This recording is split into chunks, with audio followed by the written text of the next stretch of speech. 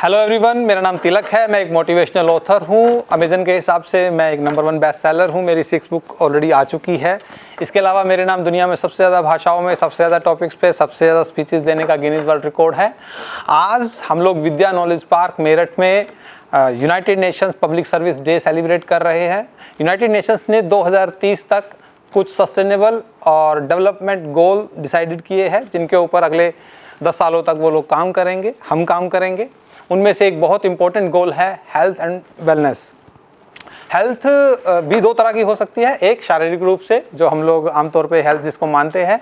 एक होता है मेंटल हेल्थ, जिसे हम लोग दिमागी सेहत कह सकते हैं। असल में होता क्या है, प्रकृति ब्रह्मांड में हमें दो तरह के रिसोर्सेज ब्रह्मांड से हमें मिलते हैं। एक जिन्हें हम लोग नेचुरल रिसोर्स कहते हैं, जैसे पानी है। एक दूसरी तरह के रिसोर्स होते हैं जो इंसान इन नेचुरल रिसोर्सेज का प्रयोग करके बनाता है। जैसे इंसान ने फ्रिज बनाया, इस पानी को बर्फ़ में कन्वर्ट करना सीख लिया। इसी तरह से हवा नेचुरल रिसोर्स है। इंसान ने एसी या ब्लोअर बनाया, इस हवा को ठंडा या गर्म करना सीख लिया।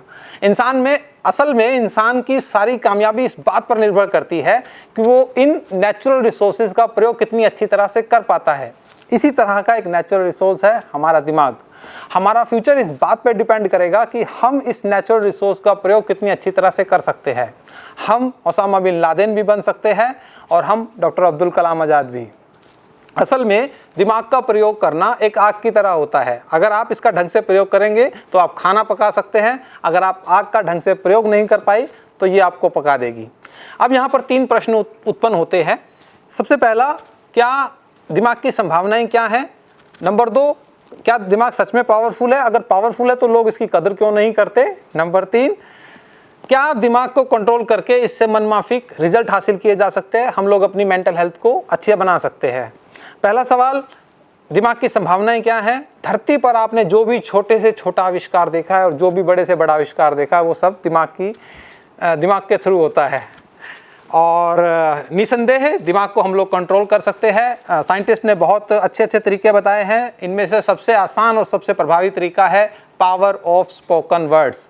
जो भी बात आप अपने मुंह से निकालते हैं, वो उसमें जादुई ताकत होती है और वो हकीकत में घटित हो जाती है। लास्ट बात, एक गुरु नानक का शब्द बोल के अपनी ख़त्म करूँगा। गुरु नानक देव जी ने कहा है, जो मांगे ठाकर अपने ते, सोई सोई देवे। नानक दास मुख से जो बोले, यहाँ वहाँ सच होए।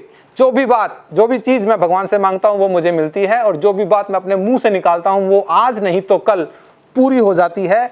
हमारी मेंटल हेल्थ के लिए बहुत बड़ी जो एक चीज़ है, बहुत बड़ी हथियार है, बहुत बड़ी ताकत है, वो पावर ऑफ स्पोकन वर्ड्स है। अगर हम अपने शब्दों को कंट्रोल कर सके तो हम अपनी ज़िंदगी को कंट्रोल कर पाएंगे। Thank you.